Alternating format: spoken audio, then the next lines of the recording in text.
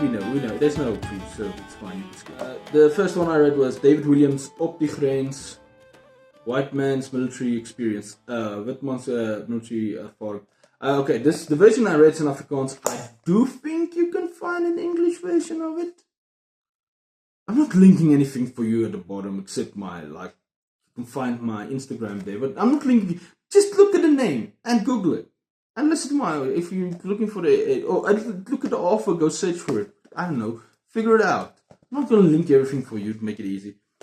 So this is about a border war. It's kind of a summary of the border war in some ways. I think this is probably from the little bit stuff I read in the border war. I'll say this book is a good introduction into it because it's quite short, quite fast, but it kind of focuses on the experience of the soldiers that were sent by South Africa and what they experienced there and how some of them look back on it fondly,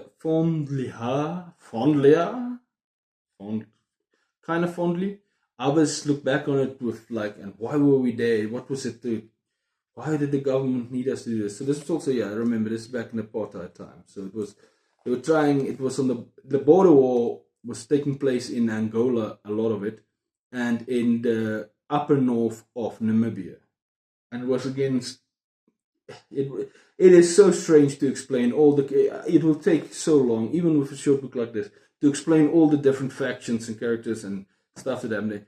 But it does go into the military, the bigger military operations and how they took place and stuff, controversies around it, the experiences of the soldiers is the main focus, and then how it is even remembered today, and the things that are being said, positive and negative, and from both sides, to kind of propagandize this era in South African history, right? Or this military thinking, it is also one of the weirdest because it's called the Border War. It lasted for 30 years, 25 years, okay.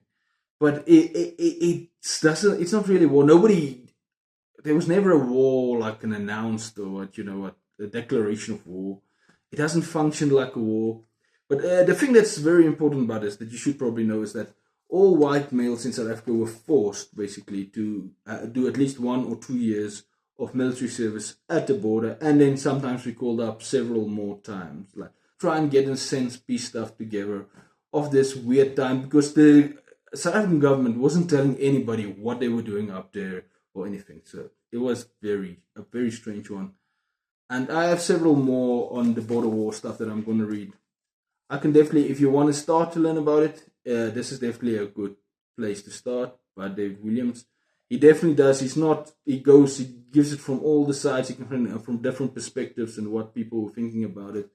And what he say, he was also called up to go there. One of the more shocking things in here is what happened to people that refused to go. And many on religious bounds, it was, what are the Jehovah's Witnesses? What they did to the Jehovah's Witnesses because they refused. Oh, it's awful stuff. They would imprison you, but it was not your average prison. Yeah, it was quite heavy. So definitely worth looking into.